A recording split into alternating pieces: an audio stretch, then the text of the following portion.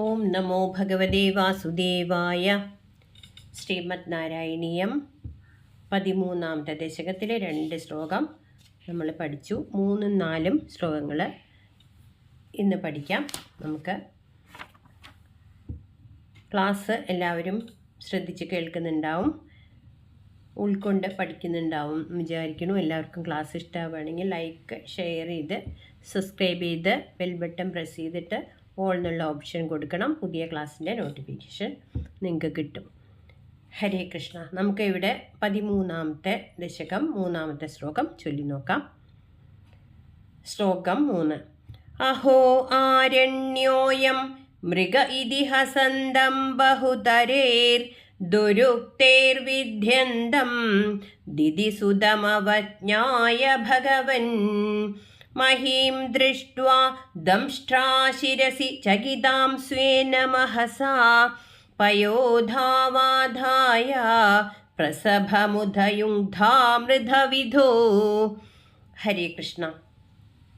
ആദ്യം പദച്ഛേദം നോക്കുമ്പോൾ അഹോ ആരണ്യ പ്ലസ് അയം ആരണ്യോയം മൃഗ ഇതി ഹസന്തം ബഹുതരൈഹി ദുരുക്തൈഹി വിദ്യന്തം ദിദിസുതം പ്ലസ് അവജ്ഞായ.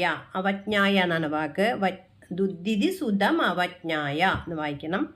ഭഗവൻ മഹീം ദൃഷ്ട്വാ ദംഷ്ട്രാശിരസി ചകിതാം സ്വേന മഹസാ പയോധൗ ആധായ. പയോധൗ ആധായ എന്നുള്ളതിനെയാണ്. വാ എന്നുള്ളത് ഔ എന്നുള്ള ശബ്ദത്തിൻ്റെയാണ്.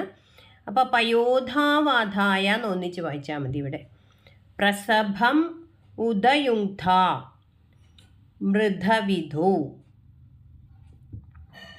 ഉദയുങ്ധ മൃധവിധു അത്രയും പദങ്ങൾ വരും. നമുക്ക് അന്വയപ്രകാരം നോക്കുമ്പോൾ അഹോ, അഹോ പറഞ്ഞാൽ കഷ്ടം തന്നെ എന്നർത്ഥം. അയം, അയം പറഞ്ഞാൽ അതായത് ഹിരണ്യാക്ഷൻ കാണുന്നത് ഒരു മൃഗം, മനുഷ്യനുള്ള മൃഗം, ഒരു വരാഹമൂർത്തി, വരാഹത്തിൻ്റെ രൂപമെടുത്ത ഭഗവാൻ ആ ഭൂമിയെ പൊന്തിച്ച് വെള്ളത്തിൻ്റെ അടിയിൽ നിന്ന് ഉയർത്തിക്കൊണ്ടുവരുന്നതാണ് കാണുന്നത്. അങ്ങനെ കാണുമ്പോൾ അയം, ഇത് ആരണ്യമൃഗ, കാട്ടുമൃഗമാണല്ലോ എന്ന് പറഞ്ഞ് കളിയാക്കുകയാണ്, പരിഹസിക്കുകയാണ് ഭഗവാനെ. ഇത് കഷ്ടം തന്നെ, ഇത് കാട്ടുമൃഗമാണല്ലോ. ഇതി എന്നിങ്ങനെ ഹസന്തം, ഹസന്തം എന്നാൽ ആക്ഷേപിക്കുക, പരിഹസിക്കുന്നവനും ബഹുതരെ, അത് മാത്രമല്ല പലതരത്തിലുള്ള ദുരുക്തേ, ചീത്ത വാക്കുകളാൽ, പരിഹാസ വാക്കുകളാൽ, വിദ്യന്തം, വിദ്യന്തം പറഞ്ഞാൽ വേദനം ചെയ്യുക, പറഞ്ഞാൽ മുറിപ്പെടുത്തുക എന്നുവെച്ചാൽ ആയുധം കൊണ്ടല്ല, വാക്കുകൾ കൊണ്ട് മുറിപ്പെടുത്തുന്നവനും ആയ ആ ദിദിസുതം, ആ ദിദിപുത്രനെ, ദൈത്യനെ അവജ്ഞായ പറഞ്ഞ ഭഗവാൻ, അവൻ ഈ ഇങ്ങനെ ഒരാൾ പറയണു എന്ന് പോലും കേട്ട ഭാവമില്ലാതെ അവനെ അവഗണിച്ചിട്ട് ഭഗവൻ, അല്ലയോ ഭഗവാനെ, അവിടുന്ന് ദംഷ്ട്രാശിരസി, അതായത് ആ വരാഹമൂർത്തിയുടെ ദംഷ്ടത്തിൽ, തേറ്റയുടെ അറ്റത്ത് ഇരിക്കുന്ന മഹീം ഭൂമിയെ ദേവിയെ ചകിതാം ദൃഷ്ട്വ പേടിക്കുന്നതായി കണ്ടിട്ട്, അതായത് ഭൂമിദേവിയെ ഇപ്പോൾ ഉയർത്തിക്കൊണ്ടുവരാണ് ഭഗവാൻ വരാഹരൂപത്തിൽ. ആ ഭൂമിദേവി വീണ്ടും ഈ ഹിരണ്യാക്ഷൻ ഇങ്ങനെ ചീത്ത വാക്കുകൾ പറഞ്ഞു വരുന്ന കണ്ടപ്പോൾ ഭൂമിദേവിക്ക് പേടിക്കുന്നതായി കണ്ടിട്ട്, ചകിതാം ദൃഷ്ട്വ, ചകിതയായി കണ്ടിട്ട്, സ്വേനമഹസ, സ്വേനമഹസ പറഞ്ഞാൽ തൻ്റെ പ്രഭാവത്താൽ, ഭഗവാന്റെ യോഗപ്രഭാവത്താൽ, ഭഗവാന് സാധിക്കാത്തതായിട്ട് ഒന്നുമില്ല. അപ്പോൾ ഭഗവാൻ തൻ്റെ പ്രഭാവത്താൽ, ശക്തിയാൽ ഭൂമിയെ പയോധോ, പയോധോപന സമുദ്രത്തിൽ ആധായ ഉറപ്പിച്ചു നിർത്തി. എങ്ങനെ സമുദ്രത്തിൽ ഭൂമിയെ ഉയർപ്പിച്ചു നിർത്തും എന്നുള്ള ചോദ്യത്തിന് അവകാശമില്ല. ഭഗവാൻ തൻ്റെ പ്രഭാവത്താൽ ഭൂമിയെ അവിടെ ഉറപ്പിച്ചു നിർത്തി. എന്നിട്ട് പ്രസഭം, വേഗത്തിൽ, മൃധവിധോ, മൃധവിധോ പറഞ്ഞാൽ യുദ്ധവിധിയിൽ ഉദയുങ്ധ ഉദ്യമിച്ചു, അതായത് യുദ്ധത്തിനായിട്ട് ഭഗവാൻ തയ്യാറായി ഭൂമിയെ അവിടെ ഉറപ്പിച്ചിട്ട് എന്നർത്ഥം. ആ ഹിരണ്യാക്ഷൻ ഭഗവാനെ കണ്ടപ്പോൾ, ആ വരാഹ രൂപത്തിൽ ഉയർന്നു വരുന്നത് കണ്ടപ്പോൾ പരിഹസിക്കുകയാണ് ചെയ്യുന്നത്. കാട്ടുമൃഗമാണല്ലോ എന്ന് പറഞ്ഞ് ഒരുപാട് ചീത്ത വാക്കുകൾ കൊണ്ട് ഭഗവാനെ മുറിപ്പെടുത്തിയപ്പോൾ ആ വാക്കുകളൊന്നും കണക്കാക്കാതെ ഭഗവാൻ ഭൂമിദേവിയെ ആ വെള്ളത്തിൽ തന്നെ പേടിച്ചു കണ്ട ഭൂമിദേവിയെ അവിടെ ഒരു ഭാഗത്ത് സുരക്ഷിതമായി ഉറപ്പിച്ച് നിർത്തി. എന്നിട്ട് യുദ്ധത്തിന് പുറപ്പെടുകയാണ്. അതായത് സ്വേന മഹസ എന്നുള്ളത് പ്രത്യേകം നമ്മൾ ഓർക്കേണ്ടതാണ്. തൻ്റെ മഹത്വം കൊണ്ട് പ്രതിഷ്ഠിച്ചു. ഭഗവാന്റെ മഹത്വമാണ്. ഭഗവാൻ അസാധ്യമായിട്ട് ഒന്നുമില്ല. വെള്ളത്തിലോ വായുവിലോ ശൂന്യതയിലോ എവിടെ വേണമെങ്കിലും ഭഗവാൻ ഉറപ്പിക്കാൻ സാധിക്കും. ഭഗവാന്റെ ഇച്ഛ മാത്രമേ വേണ്ടൂ അതിന്. ഭഗവാന്റെ ആ മഹത്വത്തിൻ്റെ സുരക്ഷ ലഭിച്ച ദേവിയുടെ ഭയം മാറി എന്നർത്ഥം. പിന്നെ ഉടനെ തന്നെ ഭഗവാൻ യുദ്ധത്തിന് പുറപ്പെടുകയാണ്. അതായത് ഇവിടെ ഭക്തപക്ഷത്തിൽ ഹിരണ്യാക്ഷനെ പാപശക്തികളുടെ പ്രതീകമായിട്ടാണ് നമ്മൾ കണക്കാക്കേണ്ടത് എന്ന്. ഈശ്വരകാരുണ്യത്തെയും ഈശ്വരനെ തന്നെയും ധിക്കരിക്കാൻ ഈ പാപികൾ കാരണമാണ്. എല്ലാത്തിൻ്റെയും ആധാരമായ ആ ചൈതന്യത്തിൽ പറ്റിയിരിക്കുന്ന ആ പുണ്യലേശമാണ് ഭൂമി ഇവിടെ നമ്മൾ കണക്കാക്കേണ്ടത്. പുണ്യത്തിൻ്റെ ഒരല്പമായ പുണ്യമാണ് ആ ഭൂമി. അപ്പോൾ ആ അല്പമായ പുണ്യമുള്ളതുകൊണ്ട് വീണ്ടും പാപശക്തികൾക്ക് അടിമപ്പെടുമോ എന്ന ഭയമാണ് ഇവിടെ ഭൂമിദേവിയുടെ ഭയത്തെ ആയിട്ട് കാണിക്കുന്നത്. അപ്പോൾ ഈ സംസാര സാഗരത്തിൻ്റെ അവസാനമില്ലാത്ത ഇളക്കത്തിലും ജീവാത്മാവിനെ അചഞ്ചലമായി നിർത്താൻ ഭഗവാന്റെ ആ അതുല്യമായ മഹത്വത്തിന് കഴിയും എന്ന് ഭക്തന് വേണ്ടി പാപശക്തികളെ നശിപ്പിക്കുന്ന കൃത്യവും ഭഗവാൻ ചെയ്തുകൊള്ളും എന്നാണ് നമ്മൾക്ക് ഇതെന്ന് മനസ്സിലാക്കേണ്ടത്. ഹരേ കൃഷ്ണ. നമുക്ക് 4ാമത്തെ ശ്ലോകം 13ാം ദശകത്തിൽ ചൊല്ലി നോക്കാം. ഗദാപാണോ ദൈത്യേ ത്വമഭിഃ ഗൃഹീതോന്നതഗദോ നിയുന്ധേന ക്രീഡൻ ഖഡഖഡരവോദ്ഘുഷ്ടവിയദാ രണാലോകോത്സുക്യാദ്മിളതി സുരസംഘേ ദ്രുതമമും നിരുന്ധ്യാസന്ധ്യാദ പ്രഥമമിതി ധാത്രാ ജഗദിശേ. ഹരേ കൃഷ്ണ. പദച്ഛേദം നോക്കുമ്പോൾ ഗദാ പാണോ ദൈത്യേ. ത്വമഭി എന്നുള്ളത് ത്വം പ്ലസ് അഭി. ഹി ഗൃഹീത ഉന്നത ഗദഃ. ഗൃഹീതോന്നത ഗദ ഒന്നിച്ച് വായിക്കണം. ഗൃഹീത ഉന്നത ഗദ. നിയുന്ധേന ക്രീഡൻ ഖഡ ഖഡ രവ ഉത്കൃഷ്ടവിയത. ഖഡ ഖഡ രവോത് ഉത്കൃഷ്ടവിയത. രണാലോകോ ഉത്സുക്യ. രണാലോകോ ഉത്സുക്യാദ് മിളതി.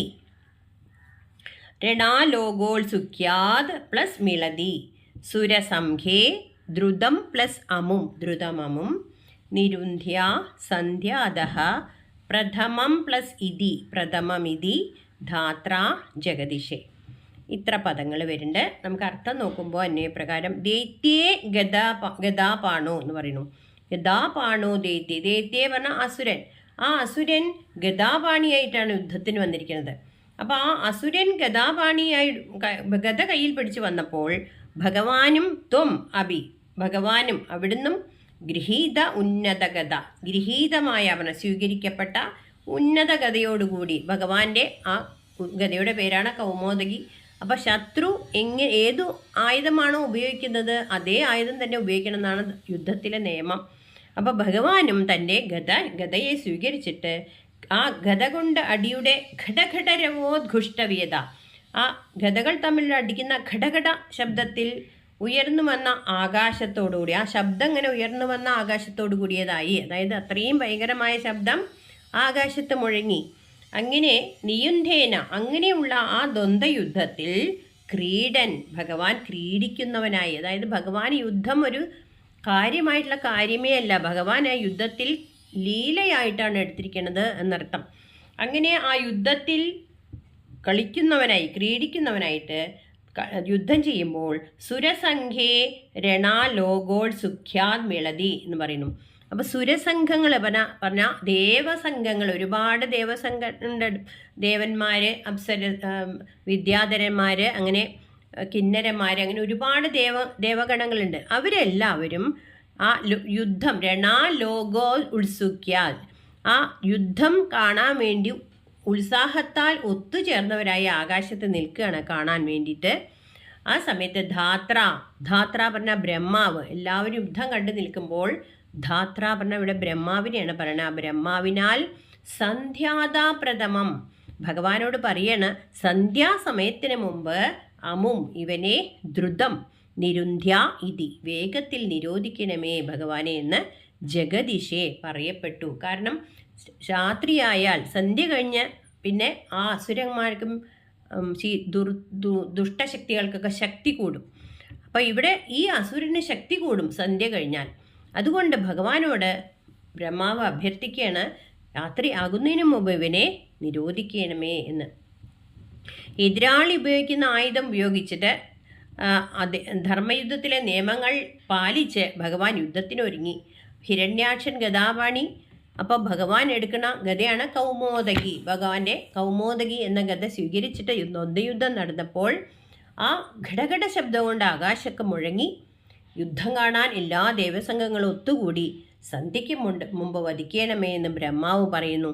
അപ്പോൾ ഇവിടെ സന്ധ്യ കഴിഞ്ഞാൽ ശക്തി കൂടുമെന്നുള്ളതുകൊണ്ട് അപ്പം ബ്രഹ്മാവിന് പോലും ആ ഭഗവാന്റെ ലീലയെ ഉൾക്കൊള്ളാൻ കഴിവ് പോരാ എന്നാണ് മനസ്സിലാക്കുന്നത്.